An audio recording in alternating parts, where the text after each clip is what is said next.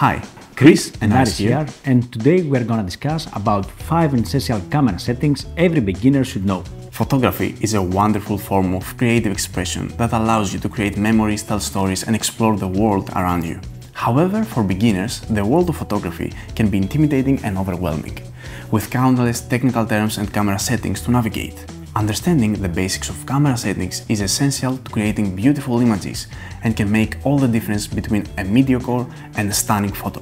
Shutter speed, aperture, ISO, white balance, and focus are 5 essential camera settings that every beginner should know.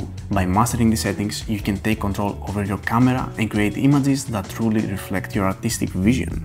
Shutter speed determines how long the camera's shutter stays open, allowing light to reach the camera sensor. A fast shutter speed, such as 1/1000th of a second, freezes the action and captures a crisp image, while a slow shutter speed, such as 1/13th of a second, creates a blur effect. The blur effect can be used to show motion, such as in a waterfall or moving car.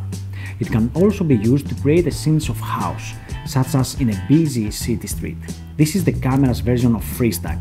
A fast shutter speed freezes the action and captures a moment in time, while a slow shutter speed allows for some motion blur fun. Aperture refers to the size of opening in the lens through which the light passes. A large aperture, indicated by a lower f number, allows more light to reach the camera sensor, creating a shallow depth of field, the area in focus. A smaller aperture, indicated by a higher f number, allows less light to reach the camera sensor, creating a deeper depth of field. Imagine your camera lens is a mouth. The wider the mouth, the more food it can devour, but only one piece at a time.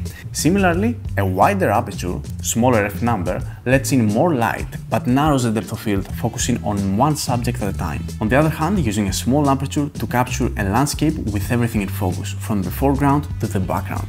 ISO measures the camera sensor sensitivity to light. A higher ISO allows for faster shutter speeds and better performance in low light.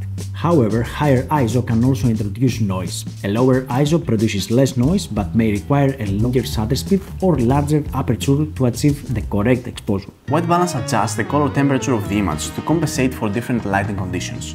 Different light sources have different color temperatures, and the camera's white balance setting can help you neutralize these color casts. Some real-world examples include using a shade white balance setting on a sunny day to warm up the cooler bluish tones of the light, or maybe using a fluorescent white balance setting indoors under the fluorescent lighting to remove the greenish hue. Last one, focus. Focus refers to the sharpness of the image. It's important to select the correct focus point, such as the subject eyes, to ensure that the photo is in focus. You can also use different focusing modes, such as single point autofocus or continuous autofocus. This is your camera's version of Where's Waldo? It helps you find and capture the most important part of your photo. Some real-world examples include using a single point autofocus to focus on a subject's eyes in a portrait. Alternatively, using continuous autofocus to capture a moving subject such as a runner or a dancer. As you continue to explore the world of photography, keep in mind that these camera settings are only the beginning. There are countless other techniques, such as composition, lighting, and post-processing, that can take your photography to the next level. The key is to keep practicing, experimenting, and pushing your creative boundaries. With time and patience, you will be amazed at the stunning images you can create. As always, thanks for watching, and stay tuned for the next one.